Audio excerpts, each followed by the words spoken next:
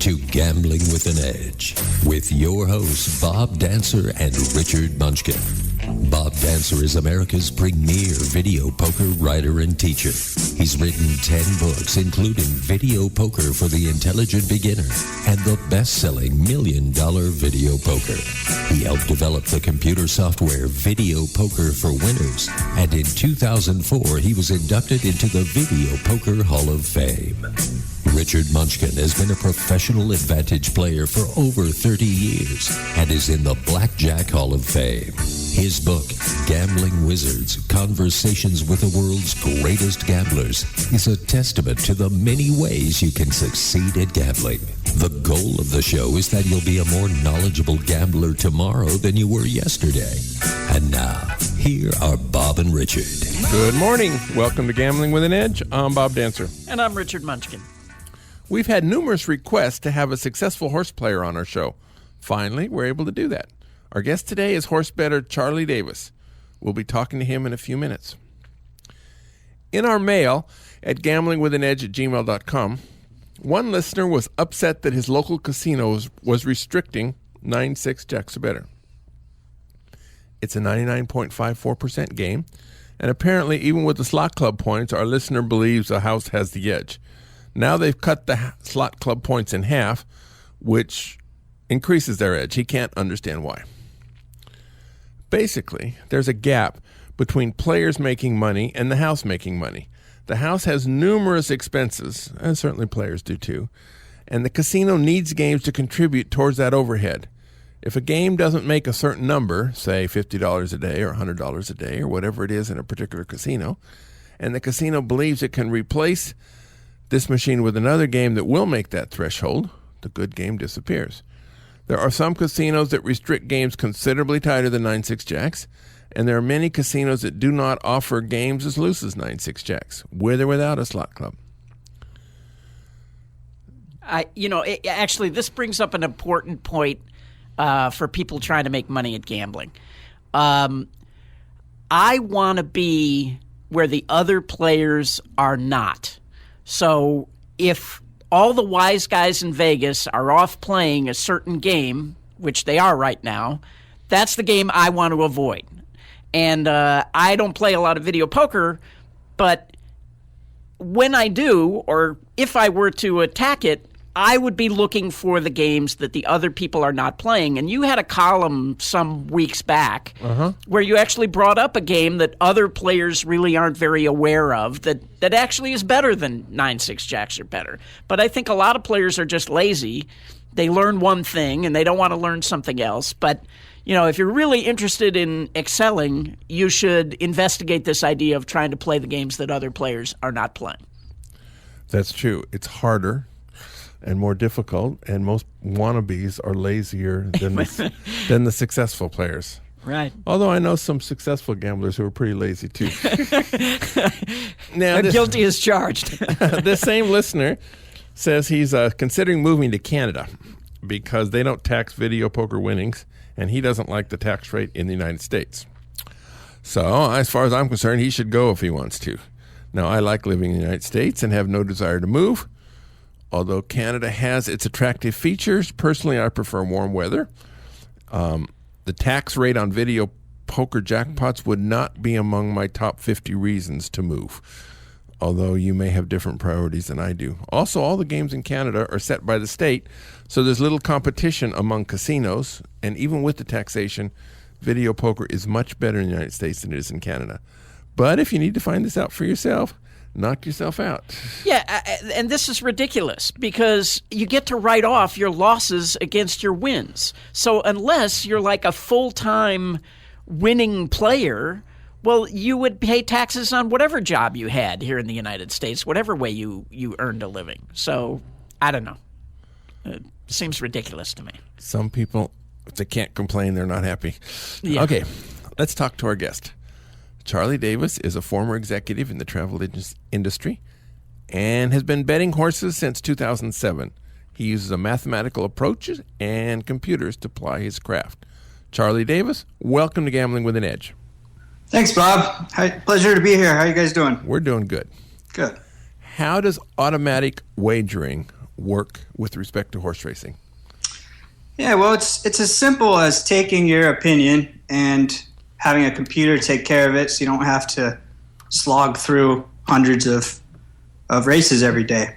There are really two primary ways it's used. The first is spot plays, where you say, if this condition or these conditions are met, bet some amount on the horse. And the second, which is what I do, is you have an odds line, and when you see value, so you think a horse should be 2-1, it's actually 6-1, you bet a percentage of the pool to get it closer to your fair odds line. So when you do that, you can only bet a certain amount, because the way parimutuel works is your money is going into that pool and it drives the odds of the horse down. If you bet over a certain number, you could actually drive the price of the horse down below what you think is the fair price. Exactly. And you wouldn't want to bet a horse down to your odds line, because then if some late money comes in, it could go below. Plus, you have no edge if you're betting at the fair odds. So you want to keep some juice in there, otherwise you're eventually going to go broke. So it's really hard with late money coming in, some tracks closing later or sooner compared to the 0 minutes to post. Pool size, if it's a very small pool, then, well, you're just kind of guessing a lot of the time. So that amount you bet is just as important as the horse you bet. So basically, you have a computer program that looks for specific conditions, and it automatically makes the bet for you. Is that what you're saying? Correct, yeah. And in various pools, sometimes the wind pool will be a perfect match, and the exacta pool, there's some overlays there. So, yeah, I look all over the place. Wherever I see value at a certain level, I will take some of that value off the table. So one of our listeners tweeted to us, Vegas Horse Pools, asked about negative – actually, he asked about what he calls horse jumpers, which bridge jumpers, yeah. Bridge jumpers, sorry, yep. Bridge jumpers, which brings us to negative pools. So could you explain what a negative pool is, and then whether there's value in betting into those negative pools? Sure, and I actually follow him on Twitter, so I'm familiar with what he does. There's two ways negative pools happen, and the first, which is what he's talking about, is bridge jumpers, and that's basically if you say takeout's 20%, yet 90% of a pool is bet on one horse, then if that horse runs out of the money, it's usually in the show pool, but it can be in any pool. If that horse runs out of the money, then you're getting paid much more than you should, and the takeout's negated. I bet anytime there's a bridge jumper, I'm betting against it. Not every horse. Some people will Dutch every horse. That's not what I do. I have a few more criteria involved, but every time there's a bridge jumper, I'm betting against it. What does that term Dutch every horse mean? Betting amounts on each horse so that you'll win the same amount if any horse wins other than the bridge jumper. I see. Any horse comes in third, you're talking about, or you're betting them to win. So say it's the show pool, because that's the most common situation for a bridge jumper. And there's 8 horses in the race. You take out the bridge jumper and you bet the other 7 horses in amounts so that you will win the same amount if any of those horses finish in the money. And if the bridge jumper runs out, you're going to have 3 finish in the money, so you're gonna do very well. Otherwise, you're going to have 2 anyway. Yeah. Otherwise, you're going to have 2. You're gonna lose money that way, but not a lot. So what you're saying though is the bridge jumper pays 5%. Most tracks, there are a couple of exceptions, but most tracks they must pay 5% on that bet. And because of the negative pool, that's more than what they should be paying.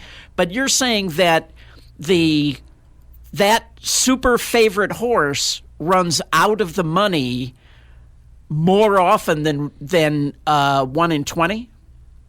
Yeah. Wow. Yeah. I can't tell you every single bridge jumper, I'd have to look that up. But with my bets, yes. Huh. Sounds like there are bridge jumpers and bridge jumpers. Right. Yeah, there's this one specific track, Mountaineer, where there's this guy and he'll bet $60,000 on a horse in a $4,000 pool, and he'll just hammer those horses. And when he runs out, oh boy, you can get paid. Huh. I guess you can. All right. Now, you obviously use a computer. Is it possible for the guy who uses just a pencil and paper to win at betting horses? Oh yeah, definitely. And I do that as well. Like when I play in contests, my computer system's running, but I'm not using it for my contest picks. So yeah, definitely. And some of the biggest and best players I know use computers just for record keeping. They don't use it for anything else. So yes, I think it's getting much harder with the computers now, because people like me can, run a query on a database and test our ideas on a large number of races, as opposed to someone who's slogging through, having to look at each past performance line and do a lot of work. So I think automating it makes it a lot easier. So I think the pen and paper guys are going to be up against it if they're not already, but you could definitely still win. Now, you talked about contest. Yeah. Now, I know they have some contests at the South Point. I don't know anything about them other than when I've walked through the casino, I've seen signs advertising them. Are those good contests to enter? Or what makes a good contest to enter? Yeah, they're fantastic. I play in a lot of contests, and my favorite type is live bankroll. So that there's live bankroll where some of the entry fee goes to a prize pool and the rest is yours to bet. And sometimes there are a minimum number of races to bet, sometimes minimum amounts, but you're betting real money. And you keep your bankroll at the end plus prize money. And the other is mythical, where you have a $2 win place bet and you just pick horses. That's not my forte, just picking winners. I much prefer the live bankroll. And that's what the South Point is. South Point is live bankroll? It's this weekend, actually. If I was there, I would play in it. And I believe they're giving away an entry or more to the Breeders' Cup Betting Challenge, which is my favorite and the biggest cash tournament that there is out there. Now, you said you don't use computers in contests. Why would that be? Well, I probably misspoke. I do for my it's just different than my business betting.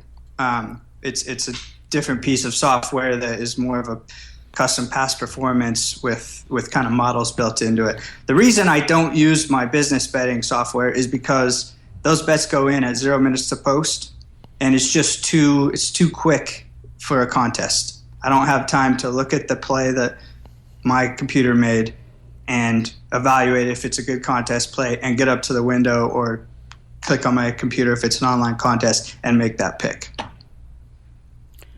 So years ago, I think it was Ziemba came up with this idea that I don't want to get bogged down in the math too much, but if you think a horse should be 5-1 and it's going, or if you think a horse should be 3-1 and it's going off to 5-1, that's a pretty easy thing to take advantage of. But if you have an exotic bet, so where one horse is 3-1 and one horse is 6-1, calculating what should the daily double, what's the fair price for a daily double can get more complicated, and the more horses you add, the more complicated it gets. So is that a way to look for value by looking into those exotic pools and trying to find the overlays because the public really has no idea what that bet should pay? Yeah, I think so. I think a lot of times the public will, especially when you have a strong favorite, I think a lot of times the public will single that horse on top, play it a little bit less in the second spot, won't play it at all in the third spot in trifectas. There are patterns that the public plays with favorites and where they put their long shots. And yeah, I think there's a good edge to be found there. when it comes to the two race or the 2 horse bets like exacta or double, you can actually see those wheel pays. So that's much easier to take advantage of because you have all the data right there. And I do take advantage of those. When it comes to the blind ones, trifectas, superfectas, it gets much more difficult. How do you deal with there are a lot of professional players out there using very sophisticated computer models, and their money comes in at the very last minute. How do you deal with that, not knowing what the pool is actually going to be? Yeah, I bet more careful than I statistically probably should, just to protect myself from those kind of things. I do get my money in as late as possible, but there's always a tick after I bet that I will never be able to bet it based on. So I as soon as it hits 0 minutes to post, my bets go in. There's going to be one more tick where everybody else's bets go in, and ADWs get with their clearinghouse and all the money comes in. There really is no, unless we had fixed odds betting like they have in Europe or Canada, there is no way to mitigate that other than betting less than you should. Yeah. Can you explain what the ADW is and how that works? Yeah, ADW is basically a website where you bet all the tracks across the country or world. And it's basically hooks you into the parimutuel system, the same parimutuel pools that the guy at Santa Anita is playing into and the guy at the OTB is playing into. And it's just a method to get into those parimutuel pools. Whereas fixed odd betting, you see a price, you put your money up, that's the price you're going to get. In parimutuel, you don't know what your price is going to be until, 30 seconds into the race usually. Right. And so the ADW money doesn't come in until it doesn't show in the pools until after the race actually starts. It depends. Like it depends on which tote system they use and when you place your bet. But a lot of money comes in at the after 0 minutes to post. Hana, Hana. I know it's a really nice beach in Maui. What is it to you? Yeah, so it's HANA, Horse Players Association of North America, and basically, our takeout in this sport is obscene. It's amazing there are any horse players remaining. It's over 20%, and the horse players are largely been ignored. So a group of horse players got together and said, hey, when these tracks are raising takeout or making other horse player unfriendly decisions, we need to tell them why it's a bad idea.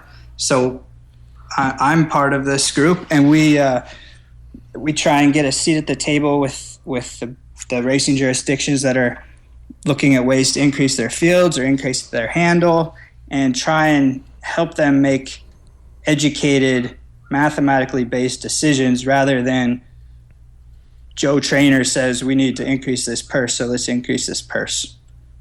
So that's basically what it is. It's free. We love members to be involved. People tell us all the time, hey, this is going on. Can you guys do something about it? And we always try and help. We put out a track rating every year, which shows the takeout at every track, which I think is the most beneficial thing we've done, because by drawing attention to the takeout rates, some people realize, holy crap, I'm betting into a 30% takeout. I need to stop doing that. So I think it's been a big help to a lot of people.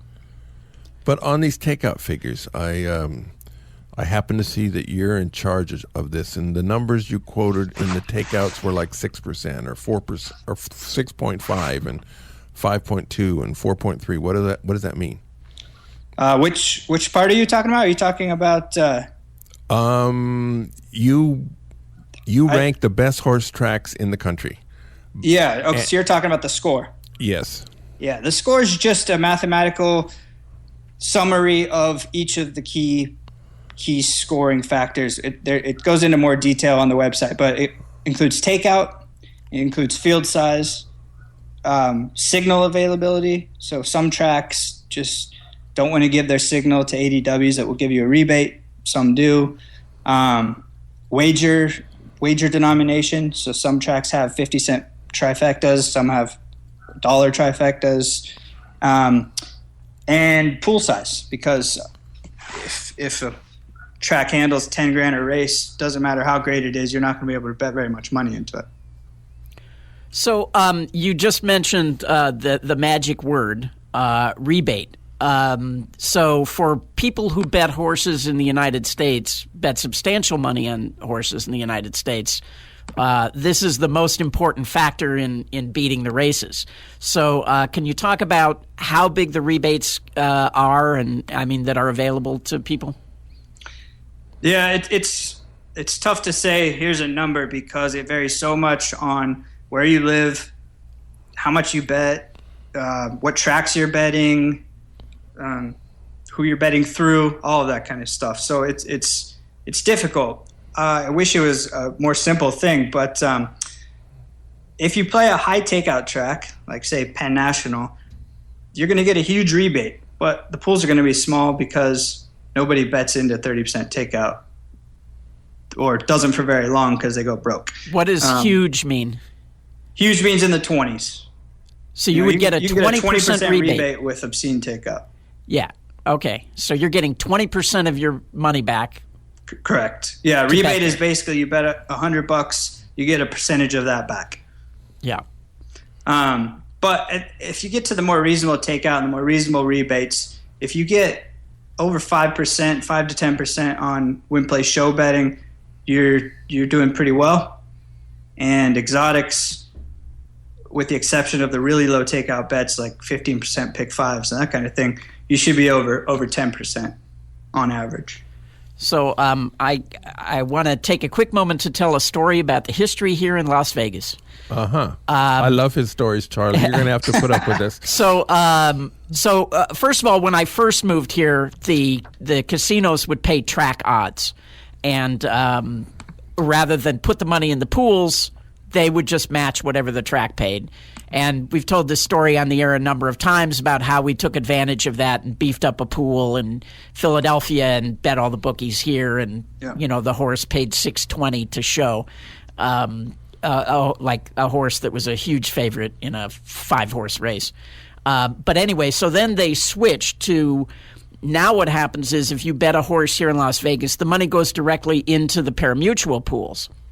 So about 20 years ago, if the track was taking out 20% or something, the money that the Vegas casinos was putting in, the track would rebate like about 13% to the casinos here in Vegas, and the casinos here in Vegas would tell the big horse players, "We'll give you 9.5% of your money back." Right? It's good for everybody. Yep. So the Mirage basically had all of the action. The big players would get 9.5%, and they would get comps. So that's where the money went. And there was a little casino down by where New York is now, called the Boardwalk. And with that roller coaster on top. Yeah, they had a little roller coaster on top. And the racebook manager there let it be known to all the big players, "I'll give you 9 3/4." Right? All the action moved. I mean, when you're betting hundreds of thousands of dollars a day, that adds up, that quarter point. So all the action moved down to the Boardwalk, and the owner of the Mirage was not too happy about that. That would have been Steve Wynn. It would have at the time. And, lo and behold, the Nevada legislature decided that it was an important thing for them to look into horse rebates, and they passed a law in Nevada that casinos should not be allowed to give horse rebates. You don't think anybody from Las Vegas... Hey, you know how politics in Las Vegas works. But so I think that the Mirage expected all the action to come back because at least they would have great comps. But instead it, of course, drove all the action offshore. Yeah. So all the big players left. So Vegas really sort of shot themselves in the foot by doing this. So it's incredible how rebates are such a dirty word because the track where the race is happening, they have a signal fee, so they're going to make their cut. In your example, say 7%, no matter what, and the rest, that 13%, is up. That's just margin. for whoever's taking the bet. If they want to give some back to the players and get the players to bet more, why on earth would you not want them to do that? Well, this happens in casinos. The casinos have this same idea that if it's something is good for the players, it can't be good for them. And one example of this in casinos is a progressive jackpot on a slot machine. The casino doesn't own that money. It has to go back to the players. So why on earth should a casino care if professionals come attack a progressive when it gets really high? But, you would think if professionals are going to fill up a bank of machines, play as fast as anybody can possibly play, and the casino is making their money on every spin, that would be good for them. But no, they bar the professionals. And so the same thing happens in horses with these rebates. Yeah, it doesn't make much sense. And I mean, obviously takeout should be lower across the board, which would minimize rebates quite a bit. But without that, nobody in their right mind is going to look at horse racing compared to other games of chance and say, hey, we should go to the 20-30% takeout. I mean, game of skill. But we should go to the 20 to 30% takeout option rather than the 1 to 5% option. You're better off playing slots. Yeah. But do you worry that the Joe Schmo gambler, between the high takeout and the money that's being taken out by the professionals, basically just has no chance at all. And horse racing has been declining in this country, right? Pretty steadily for the last 10, 20 years? Very steadily, yeah. And there's no question about it. If people come to the racetrack a couple times a year, they want to have a great time. But if they leave with more money, or they leave with some money in their pocket when they're done, and they've had a blast, well, then they're going to come back. If they leave with no money and they had a pretty good time, then I don't blame them for not coming back. It's right now there are not enough winners to help the game grow, which is why it's shrinking. Oh, I just want to add one thing to that whole Vegas story. The Vegas casinos are not allowed to give you rebates, but most places will give you 3% of your action in comps. So, okay. I never bet much in Vegas. I was curious about that. No, so. I mean, if I was a serious bettor, I wouldn't bet here, because if I can get a 9% rebate going somewhere else, why would I play here? But if you're kind of a casual player, 3% is better than, Yes, and 3% at the Mirage is better than 3% at the Boardwalk. Yes, that's true. And on some other show, we're going to talk about casinos barring professional progressive chasers. There are, I think there's more to it than your example went into. That's one good thing about horse racing. You're never going to get barred. Well, I don't know. I have a friend who is one of the biggest horse players in the world. Well, several friends, but he has had problems getting paid sometimes, and he spends an awful lot of time with lawyers, collecting sometimes. Now, the Triple Crown. This year we had a Triple Crown winner for the first time in about 1 million years. Now, has that done anything to increase the enthusiasm for horse betting?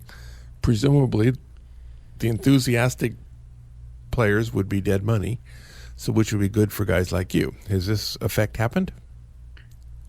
I don't think so, unfortunately. Of course, it was big press. Everybody was really excited.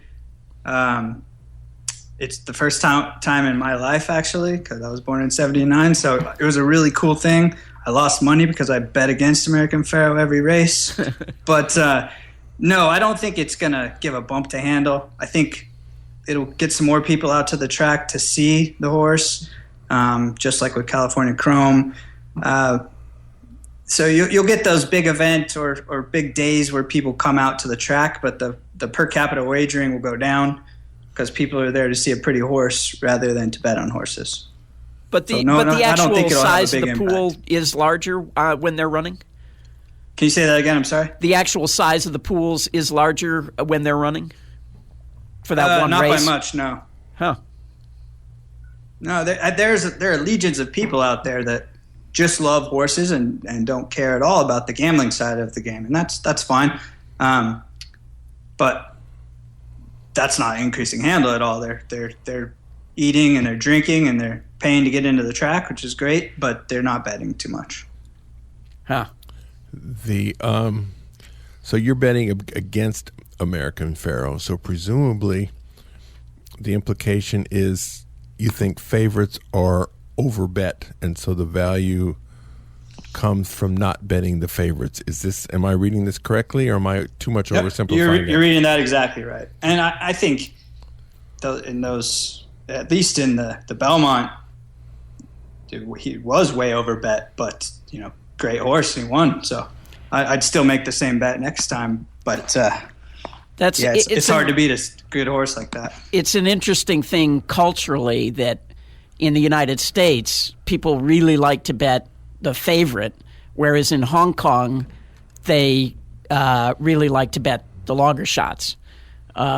Just a difference in culture, I guess. And I haven't done much research on Hong Kong. I don't know what their favorite win percentage is, but it's possible. They have bigger fields, so it's possible that the favorites win a lot more here, and that's why, Joe Schmo likes to bet the favorite. All right. Now, assuming I know nothing about horse racing, which is a very reasonable assumption, and that I wanted to get into this, are there essential books to read? Is there websites I should look at? Is there how can I smarten up? Yeah, when I got into horse racing, I was contemplating poker and horse racing, and in poker there's those books you have to read, Doyle's books and Slansky's books, that you have to have that base. And for me in horse racing, Barry Meadow he's a genius, and I read his book. I think it's called Blackjack Autumn. That Barry Meadow? Yeah, that Barry Meadow. He is a horse guy. I think it's called Money Secrets or Money Secrets at the Racetrack or something.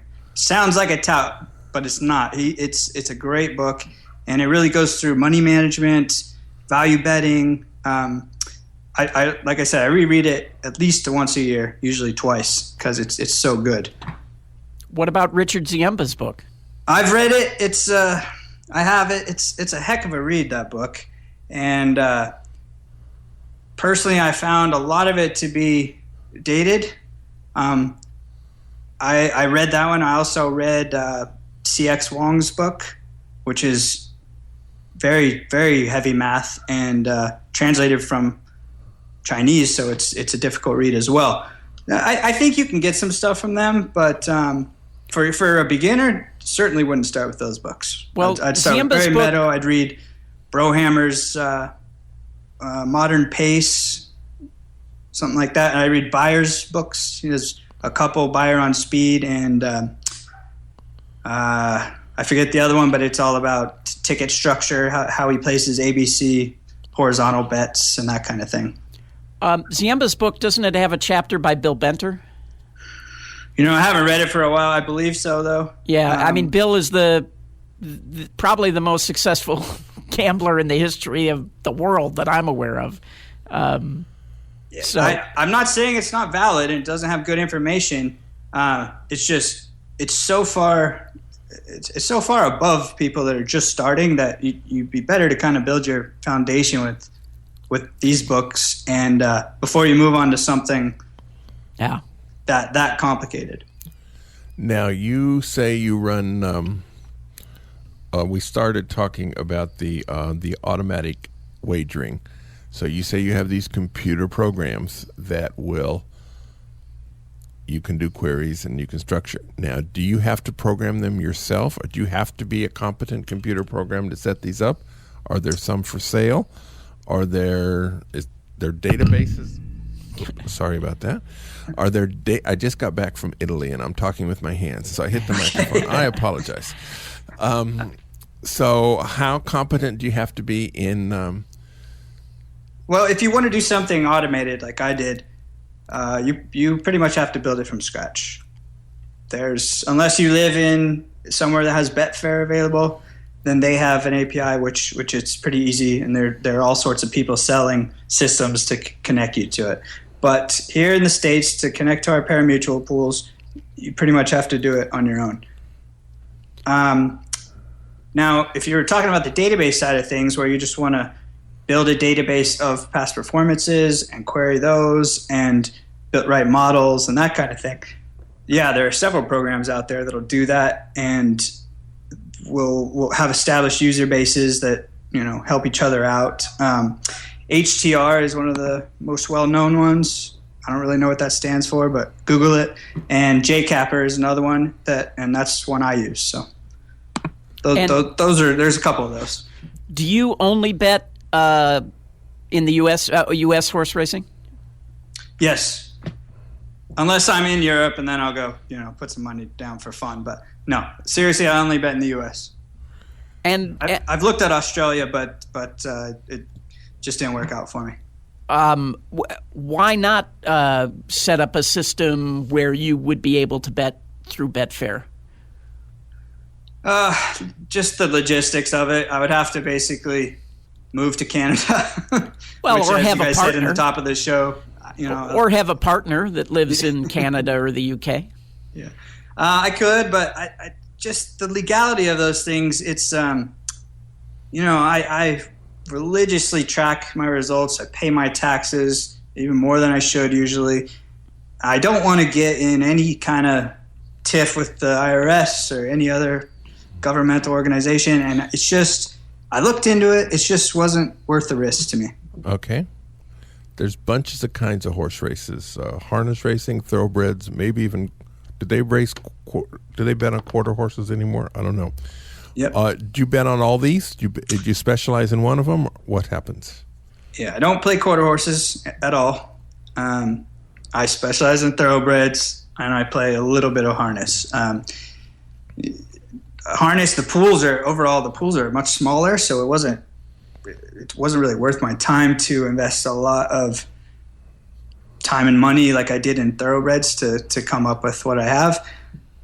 I play a few tracks, preferably ones with bigger pools, but thoroughbred is what I focus on. Plus, with harness horses, I think their favorite win percentage is over 40%. I think it's like 42, 43%, and that's tough to beat. What about race fixing, especially in harness racing? I'm not the one to ask about that in harness racing. In thoroughbred, I don't know if there's a whole lot of fixing going on. We have a major issue with drugs. I don't think there's any question about that. We have a major issue with penalizing people who do get caught with drugs or doing other illegal things. It's These definitely are not drugs as for bad the as horse, it used to be. right? But these are drugs for the horse? Correct. Well, in most cases, yes, the horse. But the jockey can be as stoned as he wants. That's happened as well. So, yeah, I don't think there's much throwing of races, but I do think there are situations where they're not trying to hit the board when they could, or something like that. I definitely think it's not all on the up and up. Well, when you have two horses from the same stable running in the same race. Yeah, I'd love it when they're uncoupled and you have one that's getting hammered at even money and the other one's 10-1. Seems like the 10-1 always wins. It's amazing how that happens. Well, that sounds like an opportunity. But to usually bet. they're coupled, right? Usually they're coupled. Yeah, it's the rules vary by jurisdiction, and if they're coupled, they have the same odds, so it doesn't matter who wins. But in those cases where they have where they would be coupled in some jurisdictions and they're not in this one, you see some interesting stuff happen. So let's say that I want to get into this. Where am I going to get the best rebates, and how do I go about getting them? Yeah, that's a tough one to answer. It completely depends on where you live, and how much you're going to bet, and all the things I mentioned before. I thought there were there's the big ADWs guys in the like islands. TDT and Twin Spires who you get a toaster if you bet $500,000. And so you have to do a little digging, and unfortunately, most of those people that do get rebates don't advertise because the big guys, Churchill Downs and that kind of stuff, will not give them their signal. They'll say, well, you're giving rebates, you're giving people a better deal than we can, so you can't bet our tracks. And we had Don Johnson on the show a couple of years ago, and he apparently is a facilitator for getting people rebates. So we will try to get him back on the show one of these days. Yeah, he's one of the biggest and best. I doubt he would say names either, but we'll see. I'll listen. You don't live in Vegas. If you did live in Vegas, is it a good place to bet horses? Well, I do go to Vegas at least 2 or 3 times a year for contests, and I don't really bet much.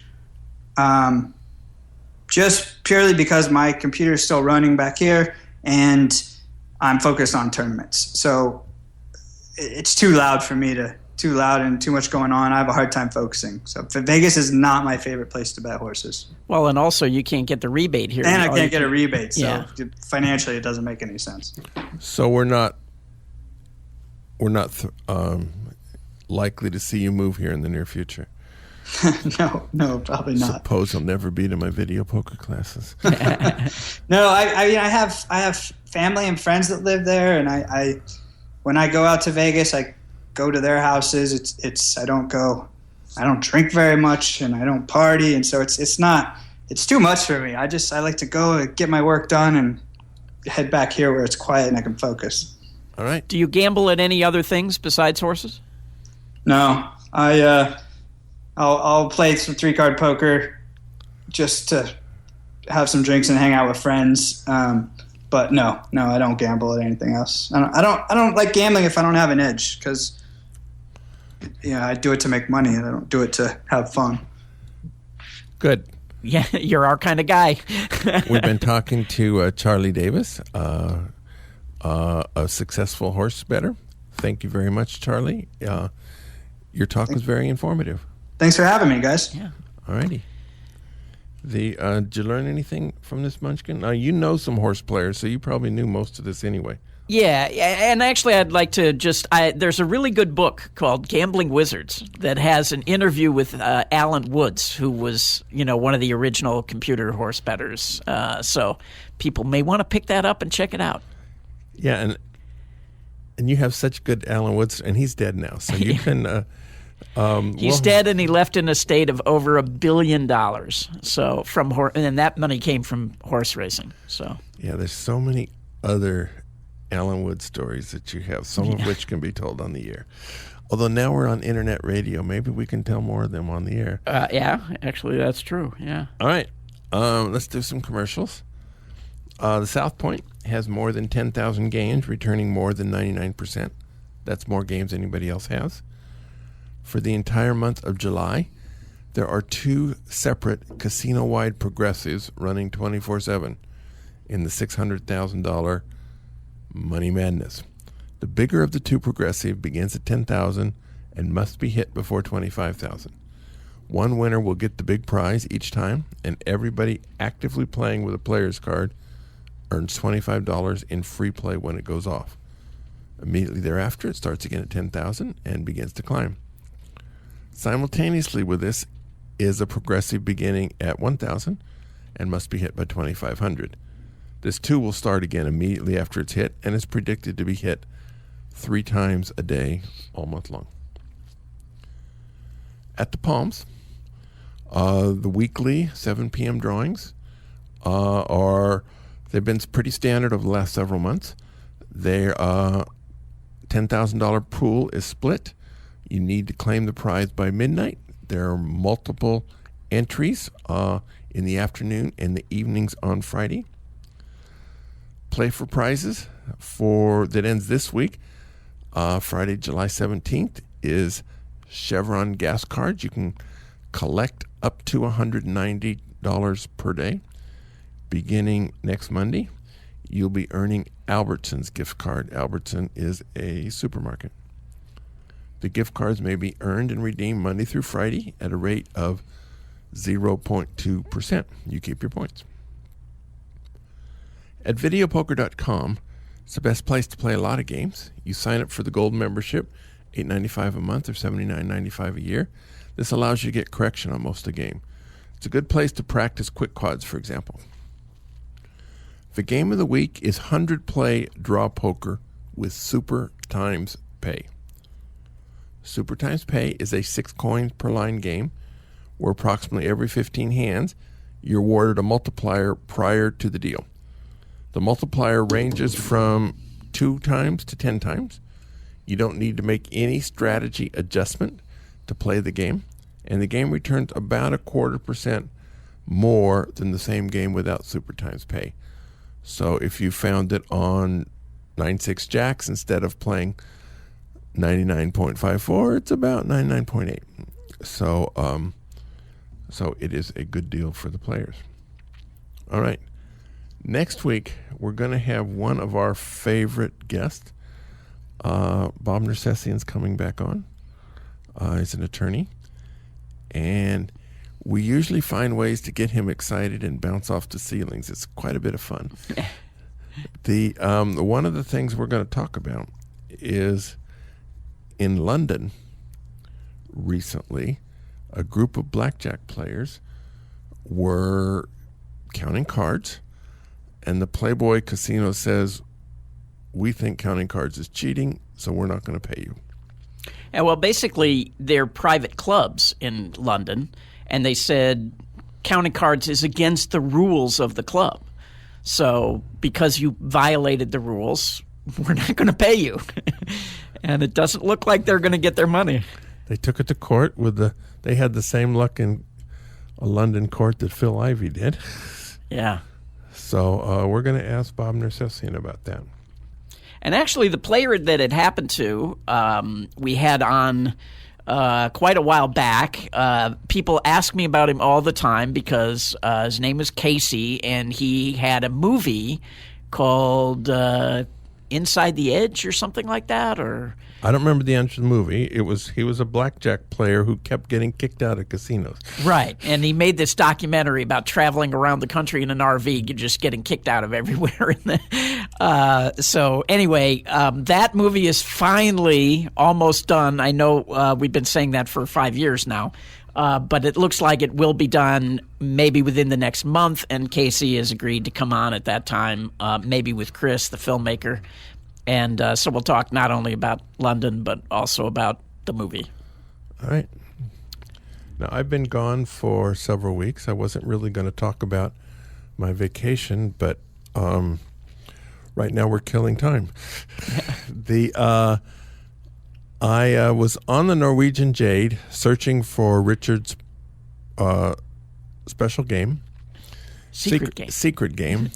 And I can report with a strong level of certainty that Richard's secret game, at least in July of 2015, is not on the Norwegian Jade. Am I correct on this, Richard? That is true. And I just want to say you and Bob Nersessian were both in Italy at the same time. Coincidence? I don't think so.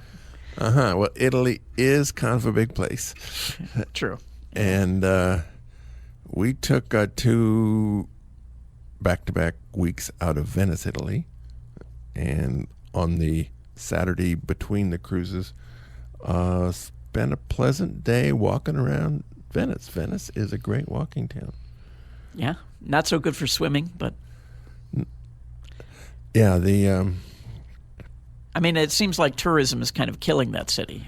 It is, and there are some big cruise ships that come in. So like when we were there, we were on a 2,000-passenger cruise ship, and there were like 6 of them in port the same day we were on one day of the week. Wow. And so the canals are built for these gondolas and these water buses, and you see a big cruise ship going down. It is, I suspect most Venetians think that's an eyesore. Yeah. By the way, we should mention big news. Big in the news this week was that Yahoo has gotten into the daily fantasy sports business.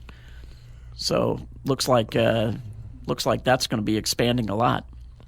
So is this a new A new site. A new site to bet daily to bet. Don't call it gambling. A new site to bet daily fantasy sports. And being Yahoo, hopefully they'll have liquidity. I mean, hopefully they'll have a lot of players signing up, and that should mean good opportunities. Well, yeah. Well, there's a couple of the big ones do have big names behind it, and I heard on the radio this morning that some are. You can do fantasy golf. You can bet on the British Open this weekend. Yeah. They had a fantasy World Series of Poker thing. That's the other thing, by the way, we should mention. World Series of Poker is just ending. As of today, they are down to 27 people, and they will play today starting noonish, 3? Noon, I think, yeah.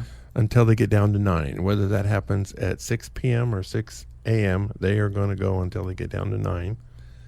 And then the biggest name still left is Daniel Negreanu. Daniel's been on the show a couple times. Right. I don't recognize most of the other names. There's a couple others that I've at least heard of, but Daniel, obviously is one of the biggest names in poker. Yeah. So I guess I'm just rooting for the favorite. I'm rooting. It's like I'd like to see him win that, but I happen to like the guy. Brian Hastings made it very far. He has kind of been the center of controversy. He won 2 bracelets this WSOP, and then made it to about 45 or 45th or something like that in the main event. There was a bit of controversy because I guess while he was here, he was playing at online under somebody else's name. And they considered that cheating. I mean, he was using a VPN to play from an account in England or something under somebody else's name. And so he's in the middle of a bit of a kerfuffle, but he certainly had a good WSOP. So, yes. And good. All right. So anyway, we encourage your questions. Please send them to us at gamblingwithanedge@gmail.com, or you can tweet them at me at RWM21. We actually had a live tweet today from Vegas Horse Pool, so we encourage you to listen live at Vegas All Net Radio, and then you can participate in the show. If you want the show delivered to you every week automatically, you can sign up to do that at YouTube, iTunes, Stitcher, or at my site, richardmunchkin.com. And you can find an archive of all the old shows at bobdancer.com. So I guess that's it for this show. Thanks, everybody. All right. Go out and hit lots of royal flushes and prepare for Bob Nersessian next week, bouncing off the ceilings. Thank you to Charlie Davis. Thank you, Richard. Goodbye, everybody. Right. You've been listening to Gambling with an Edge with your hosts, Bob Dancer and Richard Munchkin. Subscribe to the show in iTunes, and episodes will be delivered to you automatically every week. Archived versions of past shows may be found at bobdancer.com and richardmunchkin.com. We welcome emails at gamblingwithanedge@gmail.com. Bob Dancer and Richard Munchkin are both available on Facebook and welcome your questions. The sponsors for the show are the South Point Hotel, Casino and Spa, the M Resort, the Palms Casino Resort, and the website videopoker.com. Join us again next week for another Gambling with an Edge.